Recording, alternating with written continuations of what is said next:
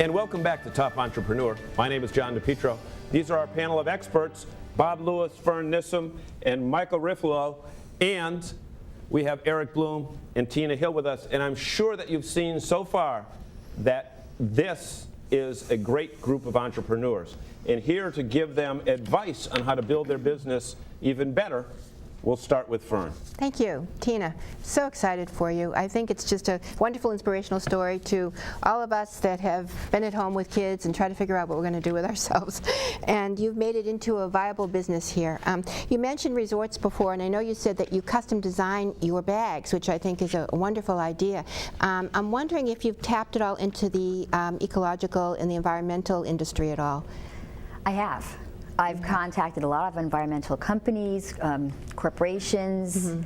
I'm trying. I'm working that angle. Right. I think it's a great angle. I think that there's some opportunity there because this is the day of being environmentally conscious, and I think it's something that could really be a benefit. I'm also thinking, I know that perhaps video on your website. I know you have some video on there, but perhaps more video, more realistic.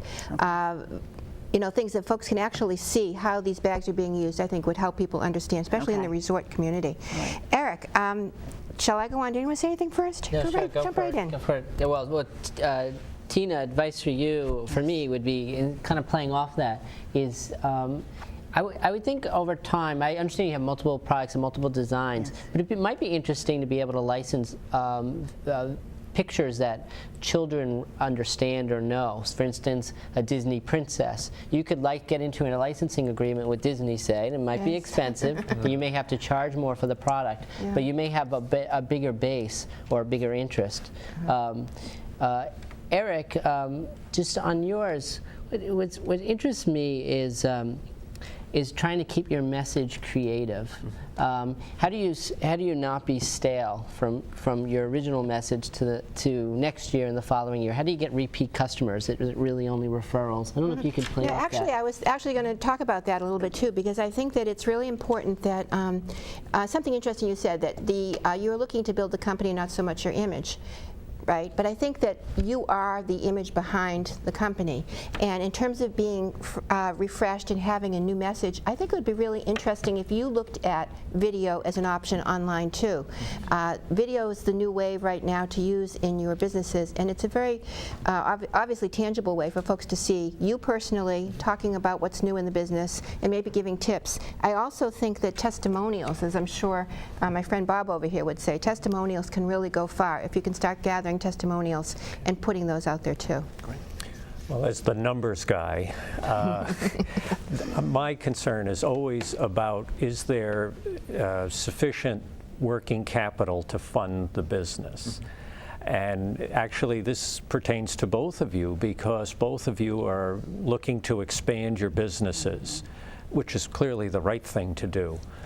But the one thing we always need to be sure of is, do you have the adequate working capital to fund that expansion so that it gets you where you want to go?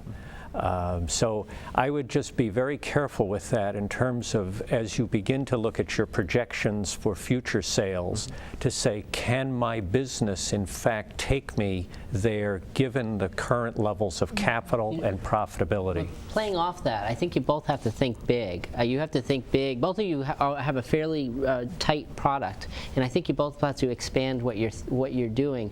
And I think you're going down that road. But I think, Tina, if you thought big, you could have this concept and this design, the idea of it with many products, and you can broaden out pretty quickly to really grow a real business where you're keeping a lot of employees busy. And the same with you, Eric. I think if you really thought big and created a network throughout the United States with whatever your message is, this could be a really growing business for you if you think globally on it. It's interesting you say that. We're doing that as we're selling our materials to other trainers. The long-term goal is to do that nationwide, and then that will allow me to go into big companies, for example, retail firms that are nationwide, and say, I can do your management training because I have trainers local where every one of your stores are. That's built into my plan. Thank you. Super. Thank you so much. Ladies and gentlemen, I think that you can see that we are in a situation that we've got two great entrepreneurs. And when we come back, our panel of experts is going to pick today's top entrepreneur.